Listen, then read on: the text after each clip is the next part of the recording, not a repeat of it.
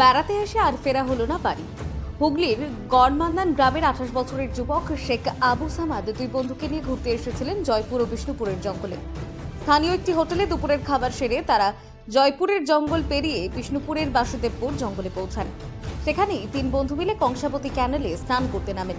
অভিযোগ, সেই সময় আচমকাই জলে তলিয়ে যান আবু সামাদ। বিষয়টি নজরে আসতেই স্থানীয়রা তড়িঘড়ি খবর দেন বিষ্ণুপুর থানায়। পুলিশ ঘটনাস্থলে পৌঁছে স্থানীয়দের সহযোগিতায় উদ্ধার করে ওই যুবকের নিথর দেহ। উদ্ধার হওয়া দেহ নিয়ে আসা হয় বিষ্ণুপুর জেলা হাসপাতালে। মৃত্যুর সঠিক কারণ জানতে আজ ময়না তদন্ত করা হবে। খবর পেয়ে মৃতের পরিবারের সদস্যরা রাতেই পৌঁছে যান বিষ্ণুপুরে। ঘটনায় শোকের ছায়া নেমে এসেছে এলাকায়। আমরা বিষ্ণুপুর থানাতে এসেছি।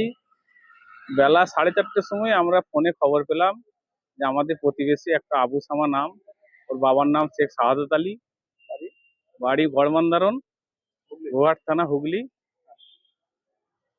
যে প্রথমে আমরা শুনলাম যে অ্যাক্সিডেন্টে মারা গেছে। তারপরে আমরা যখন আসি আস্তে আস্তে শুনলাম না, জলে ডুবে মারা গেছে। তিন বন্ধু মিলে বনলতায় ডিনার করেছে, দুপুর লাঞ্চ করেছে। লাঞ্চ করার পর স্নান করতে যে ওখানে কি একটা জঙ্গলের মাঝেতে এটা ঝিল নাকি আছে জানিনি, যদি আমি ক্যানেল আছে, সে ক্যানেলে স্নান করতে যে নাকি ডুবে মারা গেছে। ওরা বাইকে এসেছিল। ছেলেটা কাঠের কাজ করে।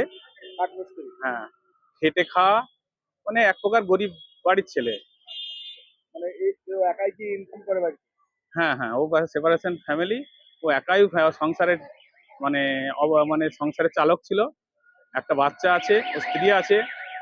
মানে অসহায় অবস্থা, একদম খুব বিরাট মর্মান্তিক ঘটনা।